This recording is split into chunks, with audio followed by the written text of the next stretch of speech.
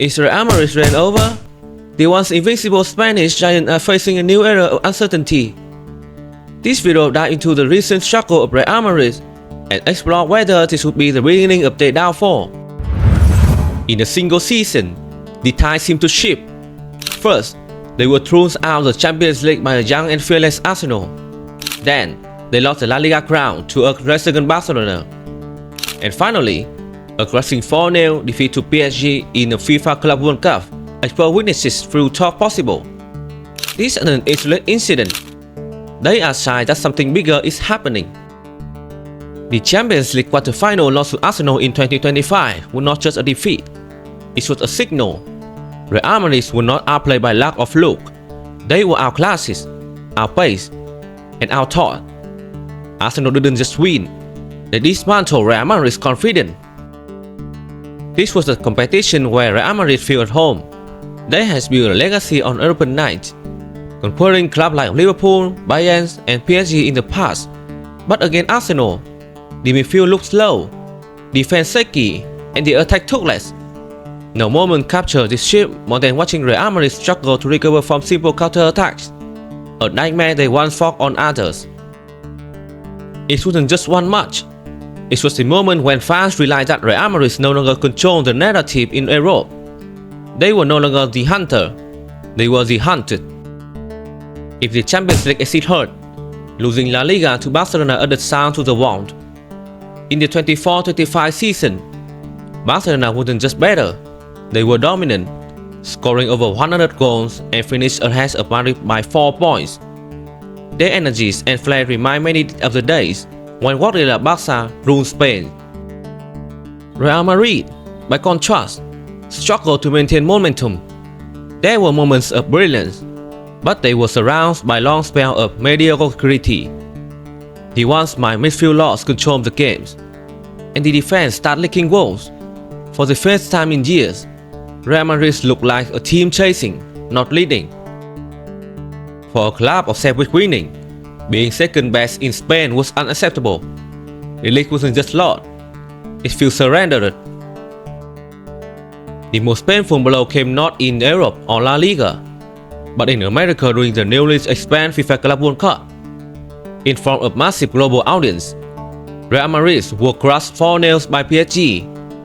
The result shocked the world, but the performance was worse than the scoreline. Real Madrid's defense, once a wall built by legends, was pulled apart by PSG's pace and precision. Rudiger looked lost. Raul couldn't keep up. The midfield offered a little protection, and Couture would left stand far too often. What made it more devastating was the fact that these weren't just random mistakes. They were repeat patterns, poor making, bad position, and sloppy passing. PSG didn't need to be at the best. Real Madrid made it easy for them.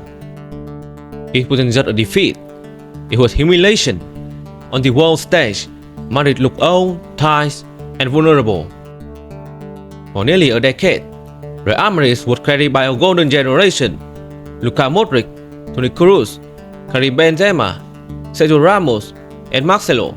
These players weren't just stars. They were warriors who built Madrid's legacy brick by brick. But all dynasty must come to an end. Benzema left in 2023, Kroos retired, Modric, the heartbeat of Madrid midfield, played his final match at Club World Cup and walked off without lifting another trophy. The Bernabeu, so eager to see magic in midfield, now watching the team still searching for a new rhythm. What remains is a group of young talents, Camavinga, Tchouaméni, and Bellingham, who show promise but lack experience.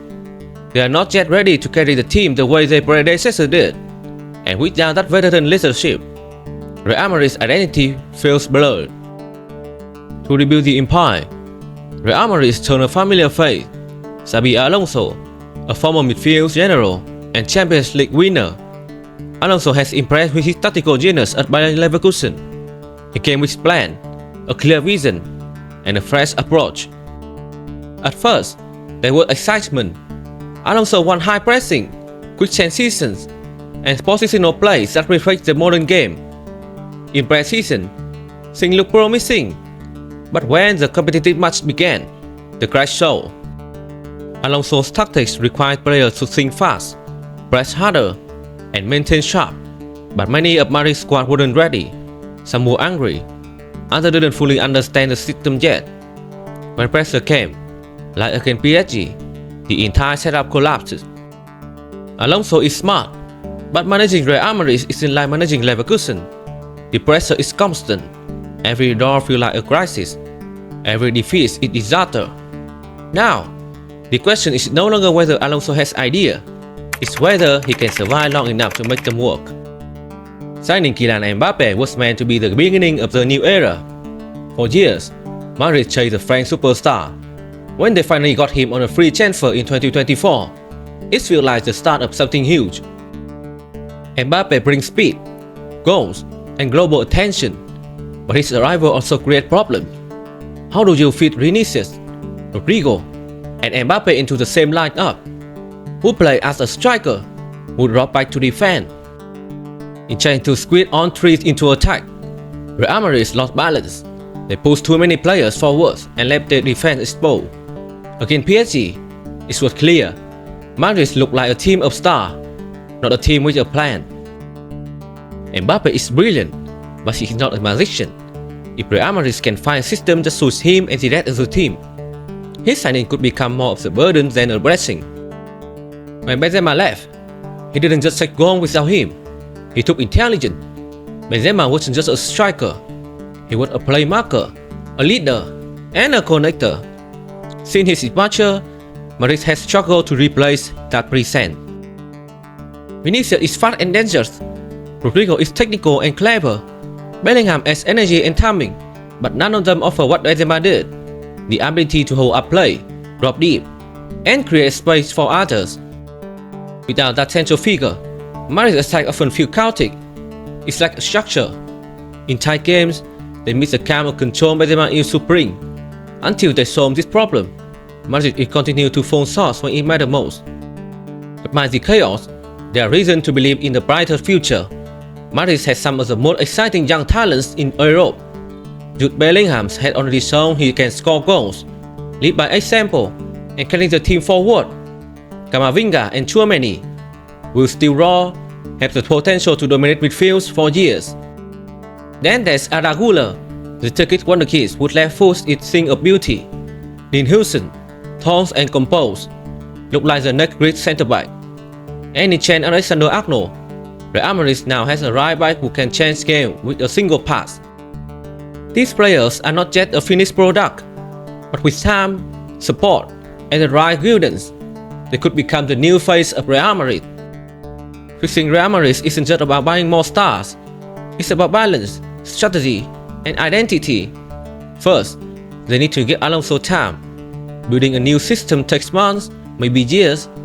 Sacking the coach every season won't solve anything. Second, they must build around the young core, not just as expensive names. Mbappe is world class, but he needs structure. Bellingham and Arda need defined roles, and Vinicius must be given the chance to grow without constant pressure. Third, the club must stop living in the past. The Modric era is over. The Kroos era is over. Trying to copy what's worked in 2018 won't help in 2026. The future requires bold ideas, not nostalgia. Despite recent struggles, it would be foolish to write off Real Madrid completely. They remain one of the richest, most powerful, and most attractive clubs in the world football. Their stadium is budget, their fan is very massive, and their brand is global. Even after a trophyless season, players still dream of playing in white. Sponsors line up, young talents want to prove themselves at the Bernabeu. And when Madrid decide to act in the transfer market or on the pitch, the world pay attention. They may be won, but they are not dead. Everything now depends on the decision made in the next 2 seasons.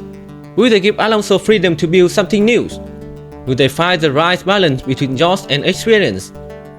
Will they choose players who fit the system, not just the headlines? Real Madrid had been here before. After the Galactico era collapsed, they rebuilt. After Mourinho exit, they found new leaders. Every time they fall, they rise again. But this time feels different. The competition is stronger. The world is watching, and the pressure has never been higher. No one can say for sure, but one thing is clear. The Real Madrid we see now is not the Real Madrid of old. They are vulnerable, uncertain, and in the middle of storm. Yet in Jay's history, storm often bring rebirth. If they get it right, this could be the beginning of the new era. An era led by Bellingham, Vinicius, Mbappe, and guides by Alonso's vision. An era where Madrid become not just a name, but a force again. And if they fail, then maybe the reign is over, but don't count them out just yet. This is Real Madrid, and history has shown, again and again, that's when they fall, they rise even higher.